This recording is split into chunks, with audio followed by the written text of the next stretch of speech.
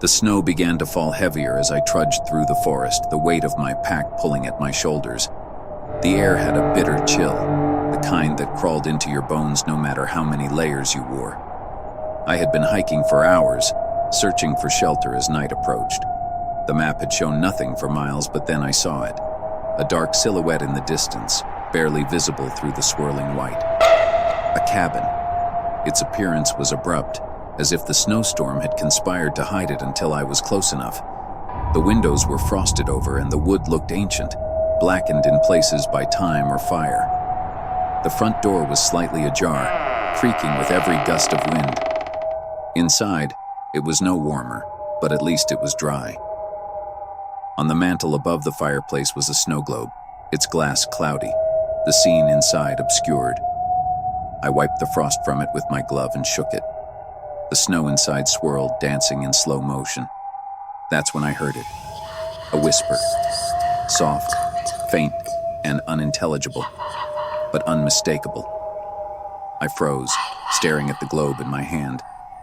The whispers grew louder, layering over one another as though a dozen voices were speaking at once. I dropped the globe onto the mantel, but the whispers didn't stop. I spun around, searching the room. The cabin seemed smaller now, the shadows deeper. Every corner held a threat I couldn't see. The whispers faded into silence, replaced by a single sound, a faint tapping, rhythmic and deliberate. The window. I moved closer, each step a battle against the growing sense of dread. The frost on the glass shifted like something had brushed against the outside. I peered out, but there was only darkness and falling snow. Then the tapping came again, louder this time, but the window was empty. When I turned back, the snow globe was no longer on the mantel. It was on the table. I hadn't moved it, but there it sat, its glass surface glinting in the dim light. The scene inside had changed. What had been a generic winter landscape was now a miniature version of the cabin, eerily detailed, right down to the frosted windows. The whispers returned, louder now and clearer. They weren't coming from the globe anymore, they were coming from the cabin itself. The walls groaned, the floor creaked, and the air felt alive, pressing in on me.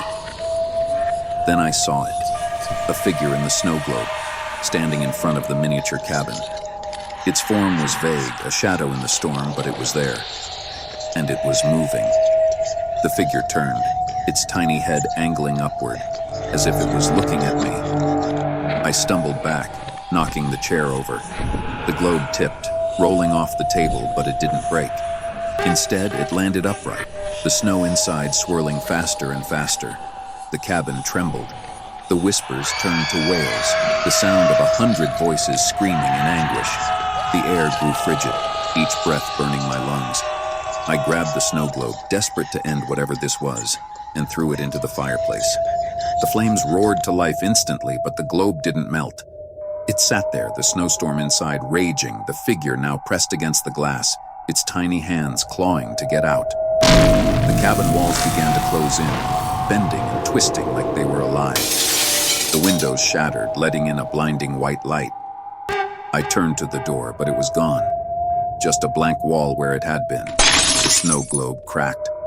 From the fracture seeped a dark mist, curling and spreading across the room. The figure inside was gone. I felt it before I saw it, a presence behind me, cold and malevolent. My shadow stretched impossibly long across the floor, flickering as though cast by a fire that wasn't there. I ran to the corner of the room, grabbing a rusted poker from the fireplace. Swinging wildly, I struck at the air, but the mist only laughed, a deep guttural sound that echoed endlessly. The snow globe shattered. The mist surged, coiling around my legs, pulling me toward the center of the room. The floor beneath me cracked, revealing an endless abyss of swirling snow and darkness. The whispers became deafening, each word a stab of ice in my mind. But then I saw it, a glint of light in the abyss, a key. I lunged for it, my fingers brushing against its cold surface just as the mist tightened its grip. With every ounce of strength, I jammed the key into the broken globe, twisting it until it clicked. Everything stopped. The cabin was silent. The mist was gone. The air was warm again, filled with the faint smell of burning wood. The door was back, slightly ajar, showing the forest bathed in the soft glow of dawn. I didn't hesitate. I ran, leaving the cabin behind, its dark silhouette shrinking with every step. As I reached the edge of the woods, I glanced back one last time. The cabin was gone, replaced by untouched snow. In my hand, the key was still there, cold and heavy, its surface etched with strange, unreadable symbols. I dropped it into the snow and walked away, the whispers finally silent. For now.